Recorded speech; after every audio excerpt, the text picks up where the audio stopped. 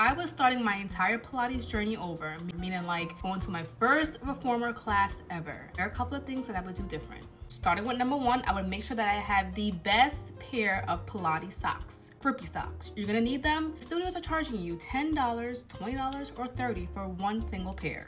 Do yourself a favor and buy it ahead of time. But if you do love that studio and you want some of their merch, then yes, invest in those pair of socks. I would definitely recommend taking a one-on-one Pilates class. Okay, it is a private session. It's more expensive, yes, but you will learn all of the fundamentals. There is nothing worse than going to a Pilates class and being completely lost. And the instructor is saying tabletop or tuck your pelvis or all these terms, and you're just like, what?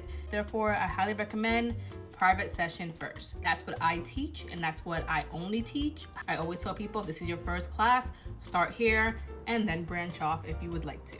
If you can't afford that, that's totally fine. I would say come a little bit earlier to your class, and then I would tell the instructor like, hey, I'm new, can you just give me a rundown? Chances are they will give you a rundown. You want to know exactly how to use that machine, but again, it can be really dangerous, but you also want to know so that you can know how to flow through your movements. I would definitely come dressed comfortable. I think a lot of times people are trying to just follow an aesthetic. Nothing is worse than having an uncomfortable pair of leggings that just keep sliding down. Next thing I'm going to do is assess the situation.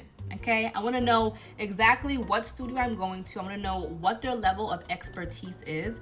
Pilates is not cheap. Okay, I'm sure you guys know that. And the last thing you want to do is go to a studio that does not have experienced instructors and you just come out of there leaving like with a half-assed experience.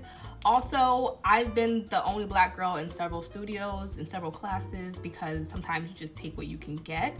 And so for me, I like to find a studio that has a little bit of diversity, maybe an instructor that might be of color or at least exists in the building. It gives a different experience. The next one is actually piggybacking off of the second thing that I said.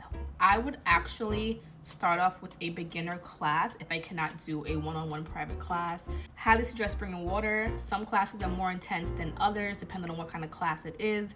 You might feel dehydrated, you might get a little thirsty. Usually the instructor will come to you and ask you if you had any injuries, but I would tell them I had injuries because my shoulder hurting, can't do much shoulder things. Can you give me modifications? Usually they will ask you, hey, do you have any injuries or concerns that I should know about? And if they don't, that's a red flag. And last, I'm gonna say, expect to feel muscles that you did not know existed on the next day, okay? Pilates is working your tiny muscles. And so sometimes you might feel like muscles that you didn't even know existed in your own body.